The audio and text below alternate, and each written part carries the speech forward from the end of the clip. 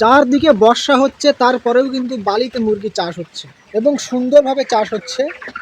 এই বর্ষা সিজনে চারদিকে জলে ভর্তি, তারপরেও কিন্তু বাড়িতে মুরগি চাষ হচ্ছে এবং খুব সুন্দরভাবে চাষ হচ্ছে। কোনো সমস্যা নেই, কোনো অসুবিধা নেই, এমনকি মুরগির সাউন্ডও নেই। রাত রাতে বন্ধুরা, আমি সুমন আর তোমরা দেখছো পোলট্রি ফার্মিং বাই সুমন। অনেকদিন ধরে একটা দাদা আমাকে বলছে, দাদা লুজ ড্রপের একটা ভিডিও করো, লুজ ড্রপ হচ্ছে মুরগি কী করবো।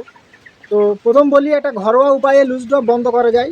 এটা আমি এর আগেও বলেছি, যেভাবে ম্যাশ পায়খানা বন্ধ করা যায় একই নিয়ম। যদি ভিনিগার খাওয়ানো হয়, তো ভিনিগার খাওয়ালে ম্যাশ পায়খানার সাথে কিন্তু লুজ ড্রপও অনেক বন্ধ হয়ে যায়। তারপরেও যদি বন্ধ না হয়, তো সেক্ষেত্রে সময় এসে গেছে তোমাকে প্রোবায়োটিক খাওয়ানোর।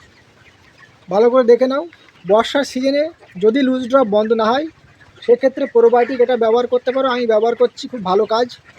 এটার নাম প্রমিস WS। প্রতি 2 লিটার জলে 1 গ্রাম হারে এটা ব্যবহার করতে হয়। তো তুমিও ব্যবহার করে দেখো, আশা করছি তোমার লুজ ড্রপ আর থাকবে না।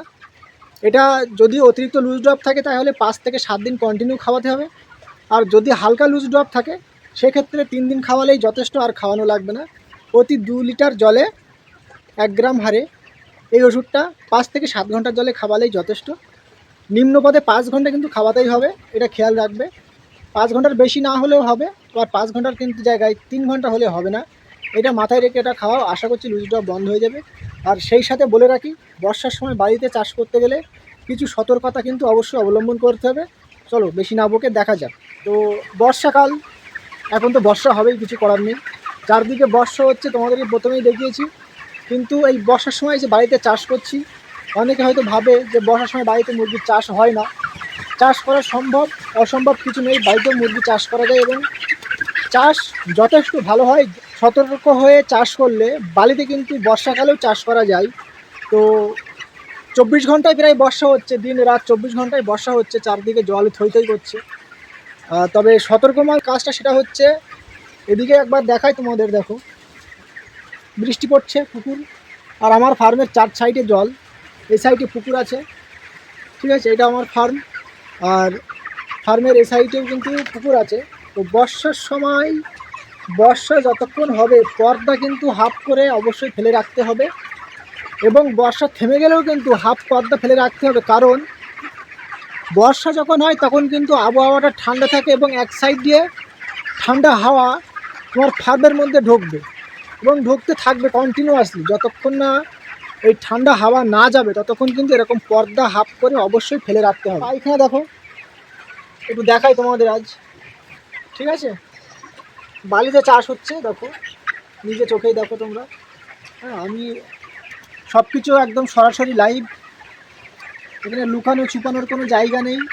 যেটা আছে সেটা আছে, যেটা নেই সেটা নেই, ঠিক আছে। তো যারা অলরেডি ফার্ম করছো এবং যারা ফার্মের সাথে যুক্ত হচ্ছ বা পরে ফার্ম করবে ভাবছো, তারা অবশ্যই বুঝবে যে মুরগির পায়খানা যদি এরকম গোটা গোটা থাকে, তাহলে কিন্তু মুরগি অবশ্যই ভালো থাকবে এবং মুরগির ওজন আসতে বাধ্য, রেজাল্টটাও কিন্তু ভালো হবে। তো বালিতে যারা ভাবে চাষ করা যায় না, এটা একটা ভুল ধারণা। বালিতেও বর্ষার সময় চাষ করা সম্ভব, ঠিক আছে। তো এটা নিয়ে ঘাবড়ানোর কিছু নেই। সকাল এবং বিকাল 2 বেলা একটু চেষ্টা করতে হবে যেন মুরগিটাকে সুন্দর বিছানা তৈরি করে দেওয়া যায়। বালি হোক বা কাঠগুঁড়ো হোক বা চিটে হোক, যাই হোক, মুরগি যেন স্বাচ্ছন্দ্যে থাকতে পারে, এরকম ব্যবস্থা করে দিতে হবে। এইরকম মুরগি কত সুন্দর আনন্দে ঘুরে বেড়াচ্ছে, মুরগি যেন এরকম আনন্দে থাকতে পারে, ফুল্লর মনে থাকতে পারে, স্বাচ্ছন্দ্যে থাকতে পারে।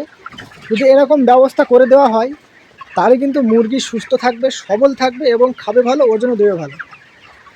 তো মুরগিকে কিন্তু সুস্থ রাখতে গেলে বর্ষাকালে বালিতে চাষ করতে হলে দিনে 2 বার, সকালে এবং বিকালে কিংবা সন্ধ্যে, দিনে 2 বার কিন্তু লিটারটা অবশ্যই ঘেটে ভালো করে ঝুরঝুরে করে রাখতে হবে, যেন কোনো গ্যাস গন্ধ তৈরি না হয়, অ্যামোনিয়া গ্যাস যেন না হয়।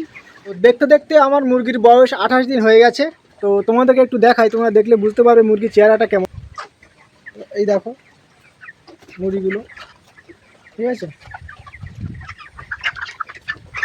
আর 28 দিন বয়সে মুরগির কোনো অসুবিধা নেই, সুস্থ আছে, সবল আছে এবং সুন্দর আছে। তো আশা করছি ভিডিওটি তোমাদের ভালো লেগেছে। তো অবশ্যই ভিডিওতে একটি লাইক দিও আর চ্যানেলটি সাবস্ক্রাইব করে পাশে থেকো।